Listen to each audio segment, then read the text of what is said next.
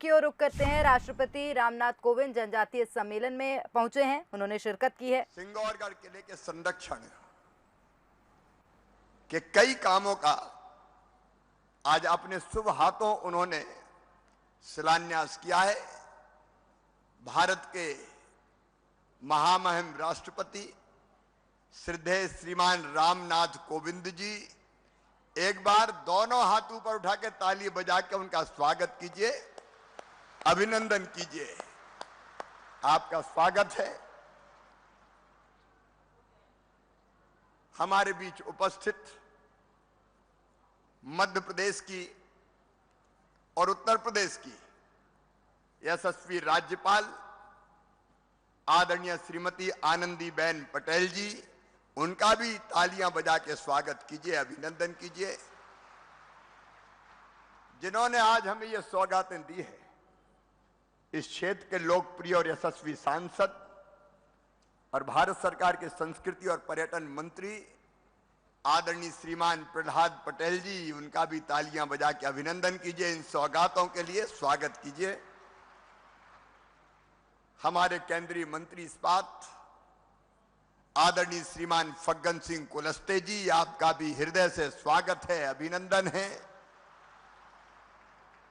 हमारे शहरी विकास मंत्री आदरणीय भूपेंद्र सिंह जी, मध्य प्रदेश सरकार के शहरी विकास मंत्री, और हमारी जनजाति विकास मंत्री बहन सुश्री मीना सिंह मांडवे जी, उनका भी स्वागत और अभिनंदन है। सभी उपस्थित गणमान्य अतिथिगण, प्रिय बहनों, भाइयों, भांजे भांजियों, मामा का भी दोनों हाथ जोड़ के आप सबको प्रणाम, आप सबको नमस्कार। सचमुच में आज का दिन अद्भुत दिन है। महामहिम का तो अभिनंदन है, पधार के उन्होंने इस धरा को धन्य किया है, लेकिन प्रहलाद जी, मैं आपका भी आज हृदय से आपको बधाई देना चाहता हूं, आपको धन्यवाद देना चाहता हूं। सिंगौरगढ़ का ये किला जो हमारी विरासत है, इसी क्षेत्र में रानी दुर्गावती ने, आप जानते हैं मित्रों, संग्राम शाह, उनके ससुर थे, दलपत साहब पति थे, जल्दी उनका स्वर्गवास हो गया था। उसके बाद अपने बेटे वीर नारायण की संरक्षिका बनके उनने इतना बढ़िया राज्य किया, इतना सुंदर राज्य किया और सुशासन दिया कि आज भी हम रानी के चरणों में नतमस्तक होते हैं, उनको प्रणाम करते हैं। अकबर ने यह दुस्साहस किया था, अपने सेनापति आसिफ खां को यहां भेजा था और भेजकर कोशिश की थी कि रानी अकबर की अधीनता स्वीकार कर ले, लेकिन ये रानी का संकल्प था कि खून की अंतिम बूंद दे दूंगी, लेकिन किसी की गुलामी स्वीकार नहीं करूंगी। अपनी छोटी सी फौज से बहादुरी से लड़ते लड़ते वीर गति को प्राप्त हुई रानी, और सिंगौरगढ़ का ये किला उनके शासन के जो अच्छे काम है, हमारी विरासत है, उनकी वीरता है, उसका प्रतीक है। अब इसका संरक्षण होगा। 5 अक्टूबर को रानी दुर्गावती का जन्म हुआ था। 24 जून को बलिदान दिवस था, इसलिए हम रानी का बलिदान दिवस हमेशा मनाते हैं। लेकिन प्रहलाद जी, फग्गन सिंह जी यहां बैठे, भारत सरकार के प्रतिनिधि, और हमारे मार्गदर्शक महामहिम यहां बैठे। अब यह कार्यक्रम हम लोग रानी के बलिदान दिवस का 3 दिन के एक ऐसे कार्यक्रम के रूप में बनाएंगे जो उनकी स्मृतियों को हमारे दिल और दिमाग में अक्षुण्ण रखेगा और देशभक्ति की प्रेरणा हमको सदैव देता रहेगा। मेरे प्रिय बहनों और भाइयों, आज जनजातीय सम्मेलन है। हम लोगों ने भगवान बिरसा मुंडा के जन्मदिन को जनजातीय गौरव दिवस के रूप में बनाना प्रारंभ किया है। हमारी जनजातियां, उनका इतिहास, उनकी परंपराएं, उनके अपने जीवन मूल्य है, और सचमुच में प्रहलाद जी सही कह रहे थे, इतने गुण हैं। अब एक से एक कलाकार, अभी इसी साल भारत सरकार ने जनजातीय कलाकार भूरीबाई को पद्मश्री से सम्मानित करने का काम किया है। एक से एक कलाकार है। हमारी ये संस्कृति, परंपराएं और जीवन मूल्य ये लगातार बनी रहे और लगातार बढ़ती रहे, इसके लिए मध्य प्रदेश सरकार भी कोई कसर नहीं छोड़ेगी। ये जंगल, ये जमीन, ये जल, ये जन सब हमारा, और इसलिए भारत सरकार ने तय किया था, जब माननीय अटल बिहारी वाजपेयी जी भारत के प्रधानमंत्री हुआ करते थे, कि जिन जनजातीय भाई और बहनों का बरसों से जंगल की जमीन पे कब्जा है, उनको 2006 के पहले तक उन सबको वनाधिकार पत्र पट्टा दिया जाएगा। पिछली सरकार में बंद हो गया था, हमने फिर चालू कर दिया। 30,000 भाई बहनों को अभी दिया है और प्रशासन को सीधे निर्देश है कि अगर कोई और छूट गया हो तो फिर से उसका नाम जोड़ के उनको वनाधिकार का पट्टा प्रदान किया जाए। कोई आदिवासी भाई, जनजातीय भाई और बहन अपने अधिकार की भूमि से वंचित नहीं रहेगा। मेरे मित्रों, आप सबको बताते हुए मुझे गर्व है, एक ने अभी हमने अपने जनजाति बच्चों को देखा था, उनको हमने सम्मानित किया है। 99% नंबर ला रहे हैं। ये मध्य प्रदेश सरकार ने यहां तय किया कि हमारे आश्रमशाला, हमारे छात्रावासों में जो बेटा बेटी रहते हैं, जनजाति बेटा बेटी, उनकी पढ़ाई लिखाई में कोई कसर नहीं आने देंगे। और उनकी छात्रवृत्ति एक जमाने में कभी 300 रुपया मिलती थी, बढ़ाते बढ़ाते हम 1230 और 1270 तक ले गए थे।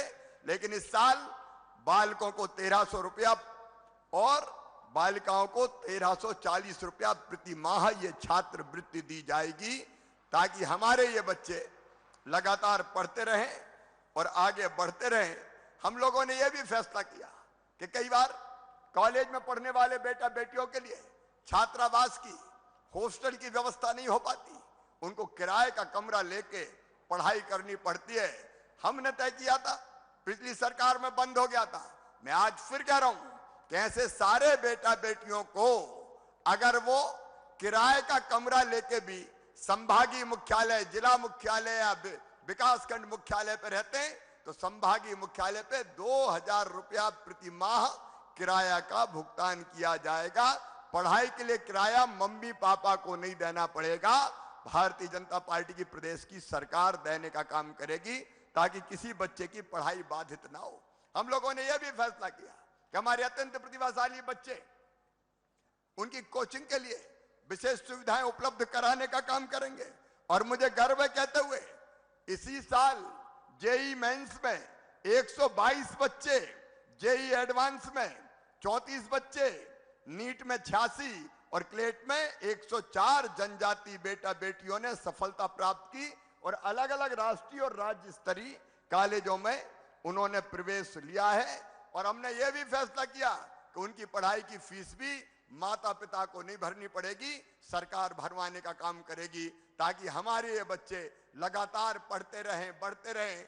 मेरे बहनों और भाइयों, संबल नाम की योजना हम लोगों ने प्रारंभ की थी। बहन मीना सिंह जी बैठी है, हमारी जनजातीय कार्य मंत्री, बीच में बंद हो गई थी 1.25 साल।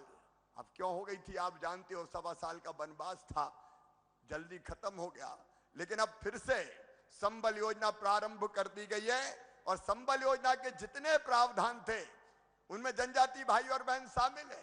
चाहे हमारे बेटा बेटियों की पढ़ाई के लिए फीस की व्यवस्था करना हो, मेरी बहनें यहां बैठी है, बेटा बेटी के जन्म के पहले 2 बच्चों तक पहले उनको 4000 रुपया देना ताकि पोषण आहार ठीक से मिल सके, और जन्म के बाद 12000 रुपया और देना, कुल 16000 रुपया देने का हमने फैसला किया था। अब वो 16000 रुपया फिर से दिए जाएंगे ताकि बहन आराम भी कर सके और पोषण आहार भी उसको मिल सके। आप जानते हैं मेरे बहनों और भाइयों, बेटियों का विवाह धूमधाम से होता था, वो फिर से प्रारंभ किया जाएगा। कोरोना काल के कारण जल्दी हम प्रारंभ नहीं कर पाए, और एक्सीडेंट जैसे घटनाओं में मृत्यु पर 4 लाख, सामान्य मृत्यु पर 2 लाख और अंतिम संस्कार के लिए 5000 रुपया जो हम देते थे, वो फिर से देना प्रारंभ कर दिया संबल योजना के अंतर्गत। हमारे देश के प्रधानमंत्री श्रीमान नरेंद्र मोदी जी अद्भुत प्रधानमंत्री है। मैं विस्तार में नहीं जाऊंगा, लेकिन हम जानते हैं हम में से हर एक किसान है, कई छोटे छोटे किसान भी है, जनजाति भाई बहन भी खेती करते हैं। प्रधानमंत्री जी ने तय किया बिना किसी भेदभाव के प्रधानमंत्री किसान सम्मान निधि के अंतर्गत 6,000 रुपया हर साल किसानों के खाते में डाला जाएगा। और मुझे गर्व है कहते हुए 78 लाख किसानों के खाते में वो पैसा डाला जा रहा है। लेकिन मैं चौथी बार मुख्यमंत्री बना तो दिल ने कहा कि चौथी बार बन गए हो, प्रधानमंत्री अगर 6,000 दे रहे हो तो मामा 4,000 तू भी डाल दे, पूरे 10,000 हो जाए। हमने फैसला किया और 6,000 के साथ 10,000 और 6,000 के साथ 4,000 और मिला के 10,000 रुपया देना प्रारंभ किया, ताकि छोटे किसान को, जनजाति किसान को भी कम से कम साल में 1 एकड़ जमीन भी हो, आधा एकड़, पौन एकड़ जमीन भी हो, तो ये 10,000 रुपया मिल जाए, ताकि जिंदगी की गाड़ी उसकी ठीक से आगे बढ़े, ठीक से आगे चले। मैं आपको आश्वस्त कर रहा हूं, कई लोगों ने इधर उधर की बातें करने की कोशिश की है, लेकिन एमएसपी पे, न्यूनतम समर्थन मूल्य पे इस बार भी पूरी की पूरी धान की बेहतर खरीदी हमने की है। पिछले साल दिक्कत हुई होगी, इस साल किसानों को कोई परेशानी नहीं हुई। और कोरोना काल में आपको पता है, गेहूं की खरीद के साथ साथ दमोह जिले के तो चना में तिवड़ा मिला था, लेकिन तिवड़ा मिला, चना भी उस समय खरीदने का हमने काम किया। और इस साल भी कोई चिंता मत करना, चना की खरीदी भी होगी और गेहूं की खरीदी भी होगी। किसान को किसी भी कीमत पे परेशान नहीं होने दिया जाएगा, क्योंकि आपकी सरकार है ये। मैं बहुत विस्तार में नहीं जाऊंगा। आज महामहिम राष्ट्रपति महोदय को हम सब श्रद्धापूर्वक सुनने आए हैं। मैं उनका एक बार फिर हृदय से स्वागत करता हूं, अभिनंदन करता हूं। हमारे विधायक मित्रों ने कुछ काम का आग्रह मुझसे किया था, लेकिन फिर किसी अवसर पर हम उस पर चर्चा करके आगे बढ़ेंगे। लेकिन मुझे बताया कि चौरई पंचायत में जवेरा ब्लॉक में बड़ा देव का मंदिर हमारे जनजाति भाई बहन बना रहे हैं। उस मंदिर को बड़ा देव का मंदिर बनाने को भी आवश्यक सारी सहायता प्रदान की जाएगी, ताकि हमारे बड़े देव का भव्य मंदिर बन सके। और उसके साथ साथ हम सब खैर माई माता की पूजा करते हैं। जवेरा ब्लॉक के कलहरा में खैर माई का माता का मंदिर बन जाए, ये बात मेरे सामने आई है। प्रिय बहनों और भाइयों, खैर माई की सदैव हम पर कृपा बरसती है, इसलिए उनके मंदिर का भी निर्माण करवाया जाएगा, ताकि हम खैर माई की धूमधाम से पूजा कर सकें। एक बार आप सबकी ओर से महामहिम राष्ट्रपति महोदय का फिर स्वागत और अभिनंदन करता हूं। मेरे साथ बोलिए, भारत माता की, रानी दुर्गावती की जय सेवा, जय सेवा। बहुत बहुत धन्यवाद, प्रणाम, नमस्कार।